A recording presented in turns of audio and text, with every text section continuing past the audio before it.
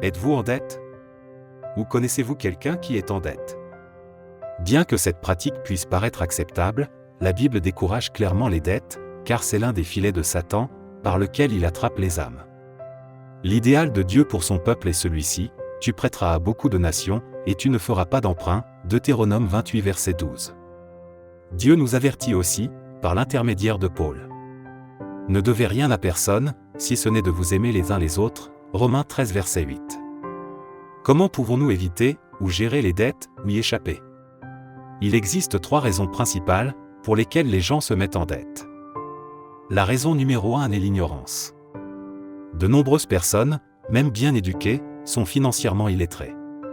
Elles n'ont tout simplement jamais été exposées aux principes bibliques, ou même séculiers de la gestion financière. Dans ce domaine, l'éducation fait partie de la solution. La deuxième raison expliquant pourquoi les gens se mettent dans les dettes est la cupidité. Ou l'égoïsme.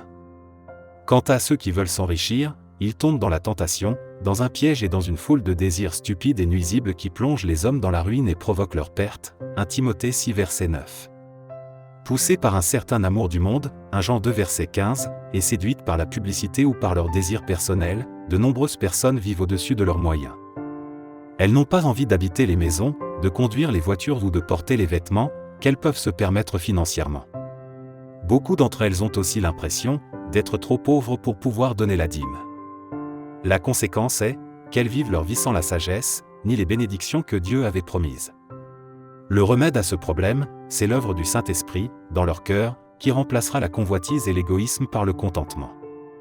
La troisième cause des dettes est un malheur personnel, tel qu'une catastrophe naturelle, la perte de l'emploi, sans économie suffisante, l'abandon par un conjoint dépensier, ou une maladie grave sans assurance de santé adéquate.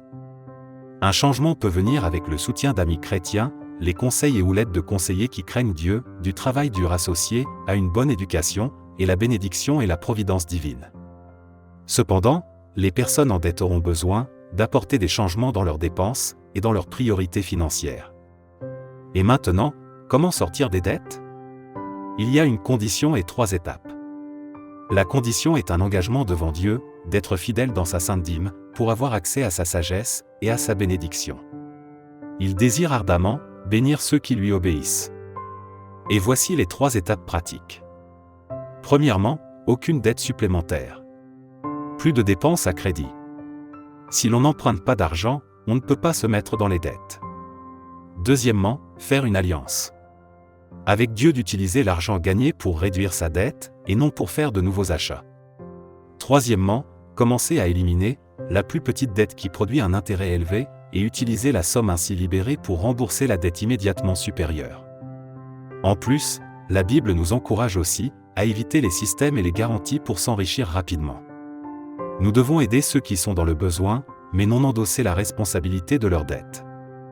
Parce que nous ne vivons pas dans un monde idéal, il peut y avoir des circonstances dans lesquelles il est nécessaire d'emprunter.